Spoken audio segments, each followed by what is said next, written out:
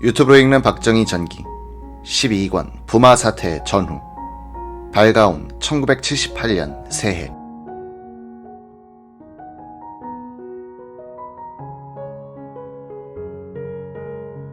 (1977년을) 보내면서 박 대통령은 일기를 썼다.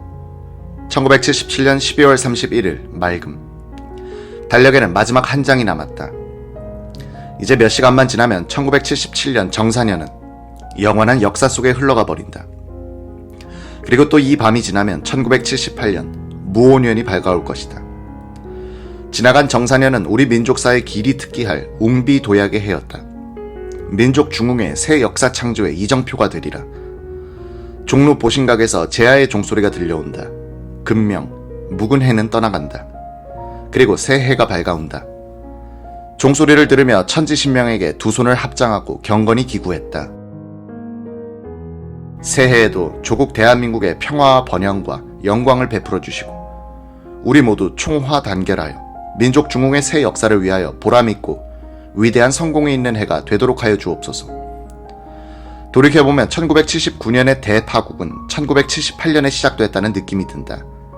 이 해는 박 대통령이 집권한 지 18년, 유신 체제가 출범한 지 7년째 되는 해였다. 월남 적화 직후 일체의 반정권적 행위를 금지시킨 긴급조치 9호가 발효된 지도 4년째로 접어들자 민주화 운동 세력도 공포에서 벗어나 저항을 본격화하기 시작했다. 한국기독교학생회 총연맹의 통계에 따르면 반정부 학생 사건은 1975년엔 10건, 1976년엔 13건, 1977년엔 23건으로 늘더니 1978년엔 31건으로 급증했다. 1978년의 학생 사건 중 3분의 2는 그해 5월 18일에 있었던 통일주체국민회의 대의원 선거와 그해 7월 6일에 있었던 통일주체국민회의에 의한 제9대 대통령 선거를 전후하여 일어났다. 서울 장충체육관에서 있었던 통일주체국민회의 제1차 회의는 2578명의 대의원이 참석해 2577명이 단독 출마한 박정희 후보를 임기 6년의 차기 대통령으로 찍음으로써 99.9%의 찬성률을 기록했다. 1978년은 또 3대 스캔들의 해였다. 기업 부정, 공무원 부정, 정치인 타락으로 이어진 3대 사건은 유달리 더웠던 이해 여름에 몰려 터졌다. 국력의 조직화, 능률의 극대화를 구호로 내건 박 정권은 전해 수출 100억 달러를 돌파하고 중화학공업건설, 새마을운동, 중동건설시장 진출을 성공적으로 이끌고 있었지만 장기 집권에 대한 국민들의 실증과 성장의 그늘 속 불만은 소리 없이 퍼져가고 있었다. 박 대통령은 한미 갈등이 해소 국면으로 돌아서고 카터의 주한미군 철수 계획도 내부 반발로 어렵게 되어가고 있다는 사실에 안도했음인지 사회의 바닥에서 일어나고 있었던 큰 변화를 감지하지 못하고 자기 성취에 대한 과신과 인사에서의 온정주의로 기울고 있었다. 1978년 1월 11일 박 대통령은 청와대 출입기자단을 초청해서 오찬을 함께했다. 서울에 있는 버스 안내양들에게 방한복을 한 번씩 선물로 주었더니 그것을 안 지방 버스 안내양들이 자기네들도 해달라고 해서 인원을 알아보라고 했어요. 그랬더니 15,000명이나 됩니다. 그것을 내 활동비로 다 해줘서 이달에는 내 호주머니가 벌써 바닥이 났어. 박 대통령은 그 뒤 안내양들의 방한복을 만들어준 회사 사장에게 친필로 감사 편지를 보냈다. 태흥무역회사 건태흥 사장 귀하. 어린 나이에 가정 형편이 불어하여 상급 학교에 진학도 못하고 직업전선에 나와서 고된 일을 하면서 국민들에게 봉사하고 있는 소녀들에게 조그마한 선물 하나씩을 보내어 그들의 노고를 위로하고 격려할까 하는 뜻에서 귀사에게 부탁을 하였던 것인데 귀하께서 그 취지를 촌탁하시고 성심껏 협조하여 주신 데 대하여 진심으로 감사를 드리는 바입니다. 이 물품을 받은 안내양들도 이것을 알게 되면 진심으로 고맙게 생각하고 더욱 성실한 마음가짐으로 자기들이 맡은 일에 성심성의 열심히 일을 하리라고 믿습니다. 한 기자가 벌써부터 사전선거 운동이 과열기미를 보인다는 말을 꺼냈다. 빨리 해서 끝내버릴까? 일부 정치인들이 정치 부재라고 하다가도 국회를 열면 별별 소리를 다 하더군. 국정감사가 있을 때 같으면 더 시끄러웠을 겁니다. 마치 어사출두한 기분으로 선거에 임하는 것 같아요. 박 대통령은 국회를 전혀 생산적인 것으로 보지 않았다. 우리가 지금 할 일은 국가기강을 세우는 것입니다. 정신문화를 부흥시켜야 해요. 경제와 정신문화는 같이 발전을 시켜야지 선후를 따지면 안 되는 겁니다. 선거 때가 되면 우선 이기고 봐야겠다는 생각에 유권자를 계속 풀어놓다가 보니까 일본이 오늘과 같은 반성을 하는 것 아닙니까? 국민들의 욕구를 한없이 들어주다가는 그 고삐를 잡기가 어려워요. 어느 정도 억제하다가 경제 성장에 맞춰서 슬슬 풀어주는 것이 바람직합니다. 그렇게 해서 정치와 정신문화가 조화를 이루도록 하는 것이 정치의 정도라는 것을 알아야 해요. 화제가 외화 문제로 넘어갔다. 미화는 만일에 있을지도 모를 전쟁에 대비해서라도 축적해야 합니다. 통일이 힘겨루기라고 할 경우 김일성과 내가 씨름 경기를 가질 수 있는 자리만 마련된다면 나는 자신이 있어. 1978년 1월 18일 연두 기자회견을 가진 날 박 대통령은 일기를 썼다. 기자회견을 오전 10시 정각 중앙청 회의실에서 가졌다. 목감기가 아직 완전 회복되지 않아서 음성이 약간 탁하고 막지 못하였으나 강행을 하다. 2시간 50분이 걸렸다. 희망과 자신과 의욕에 가득 찬 새해다. 조국 근대화와 민족 중흥의 그날이 눈앞에 다가서는 것 같다. 국제정치의 경랑 속에서 북뢰가 호시탄탄 남침의 기회를 노리고 있는 이 긴박한 한반도의 정세, 나날이 각박해가는 세계 경제의 추세, 외교에는 영원한 우방도 영원한 적도 없다고 하는 속담처럼 제각기 자국의 국가 이익을 위해서는 의리도 신의도 없는 냉혹한 작금의 국제정세. 오직 우리의 운명을 결정하는 것은 우리의 힘뿐이다. 힘이 없고 힘을 기르는데 힘쓰지 않는 민족은 살아남을 땅이 없다. 이것은 진리다. 진리는 먼 곳에 있는 것이 아니다. 바로 내 곁에 있다. 이제 우리에게도 어두운 지루한 밤은 가고 새 날이 밝아오기 시작했다. 우리는 그 밝아온 새 아침에 지금 살고 있다. 이 밝은 새 날은 우리가 역사상 처음으로 대웅비를 기약받은 새 역사의 출발점이다. 금년은 그 중에 한 해다. 물질 문명의 풍요와 발맞춰서 정신문화에도 꽃을 피우기 위하여, 전통문화에도 꽃을 피우기 위하여 조상들의 얼과 슬기가 맥박치는 문화적인 자주성도 정립해 나가야겠다. 풍요하면서도 균형을 유지하고 모든 혜택이 균점되게끔 정책 방향을 지향해 나가야 하겠고, 도의와 인정이 충만한 사회를 건설해 나가야겠다. 이것이 우리가 지향하는 복지사회다. 박 대통령은 경제발전에 주력한 것 같이 보이지만 의외로 정신력을 중시했다.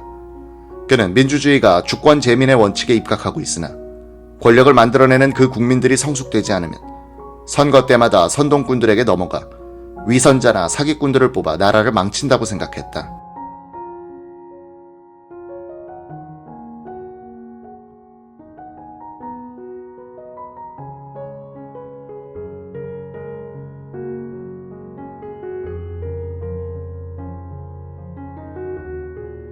(1978년 1월 30일) 박정희의 일기에는 아들 이야기가 등장한다.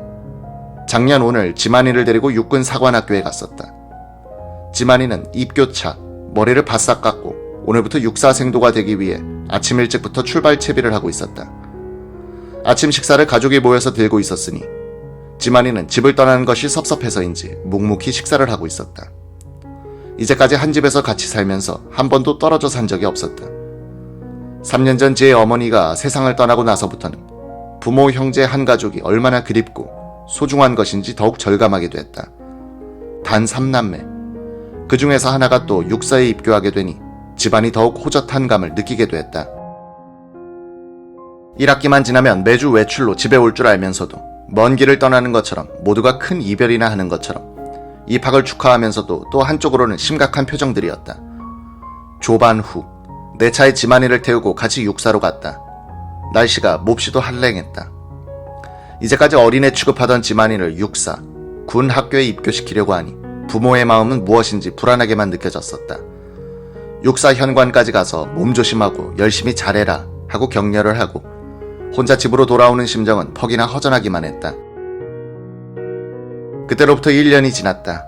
이제 늠름한 사관생도가 됐다. 그저께 외출 나와서 의기양양하다. 지난 1년을 통해서 자식을 군에 보낸 부모의 심정이 어떤 것이란 것을 처음으로 맛보게 됐다. 자식에 대한 부모의 정이란 다 마찬가지리라.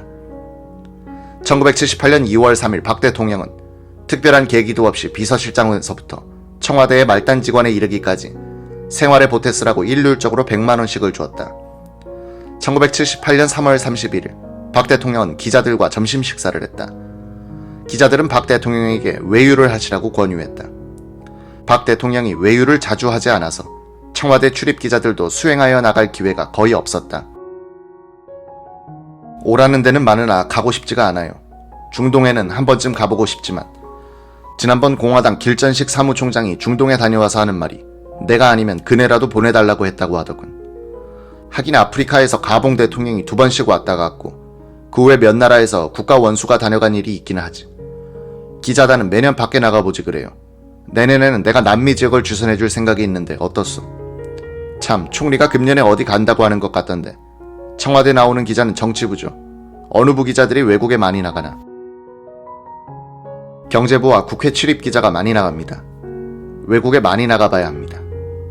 박 대통령은 외국을 방문할 때 약소 국가의 대통령으로 대접받기가 싫다는 생각이었다. 나라가 부강해진 뒤 당당한 방문을 희망하고 있었던 것이다.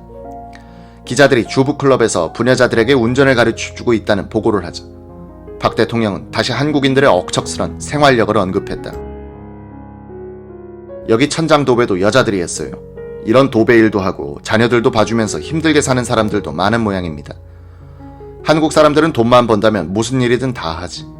월남전 때도 베트공의 총격이 무서워서 메콩강에서 탄약을 실어 나르는 배는 어느 누구도 타려 하지 않았는데 한국 사람들이 타고 운반했다는 얘기를 들었습니다. 박 대통령은 또 아르헨티나 기자를 만났던 얘기를 전해주며 자랑했다. 얼마 전에 한국을 다녀간 아르헨티나 기자가 서구 문명의 공해를 입지 않은 곳은 한국뿐이라고 말했다고 하던데 정신적인 면에 있어서는 앞으로 우리가 가장 나은 나라가 될 겁니다. 구라파 정치인들은 보디가드를 데리고 다녀야 한다지 않아. 이탈리아에서는 작년에 2,000건 이상의 테러가 있었다고 하던데 우리는 그런 일이 없지 않아요. 이야기가 박동선 사건으로 악화된 한미 관계에 이르자 박 대통령은 미국에 대한 불편한 심기를 노골적으로 드러냈다. 김동조 대사에 대한 미국 의회의 증언 요구는 그들이 암만 했어도 안 되는 문제야. 외무장관을 시켜서 스나이더 대사에게도 안 된다고 전했어요. 미국이 약속한 무기 지원을 안 해줘도 좋아요. 박 대통령은 유고슬라비아의 티토 대통령이 제의한 남북한과 미국의 3자 회담에 대한 생각을 피력했다. 티토가 작년에 김일성을 만난 뒤에 카터에게 미국과 북괴의 협상 주선을 제의했다가 미국이 이에 불응하니까 다시 남북한과 미국의 3자 협상을 제의한 모양인데 우리에게는 필요 없는 일입니다. 그때 미국은 약간 흐뭇했던 모양이지만 그렇게 되면 월남과 같은 꼴이 되고 말아. 월남처럼 우리가 미국의 뒤만 따라다니게 된다면 무슨 창피겠소. 미국은 아시아에서 철군하는 마당에 정치적으로 이를 이용하기 위해 흥미를 보이는 모양인데 북괴와 미국의 협상이 성과가 없으리라는 것은 그들이 더 잘 알고 있어요. 키신저가 이야기한 4자 회담이라면 또 모르지만 김일성이 일본 사람들에게 말했다는 정보를 들었는데 북괴는 미국과 협상을 하게 되면 중도의 한국 정부의 참석에 찬성하는 대신 한국 대통령을 바꿀 것을 조건으로 요구할 심산이라는 거야. 김일성이 월남 패망 때 월남에 혼란해진 정정을 잊지 못하고 한반도에 그것을 적용해보려는 심산이지. 미국과 북괴 둘이서 협상한다고 해도 우리가 찬성하지 않으면 그만이야.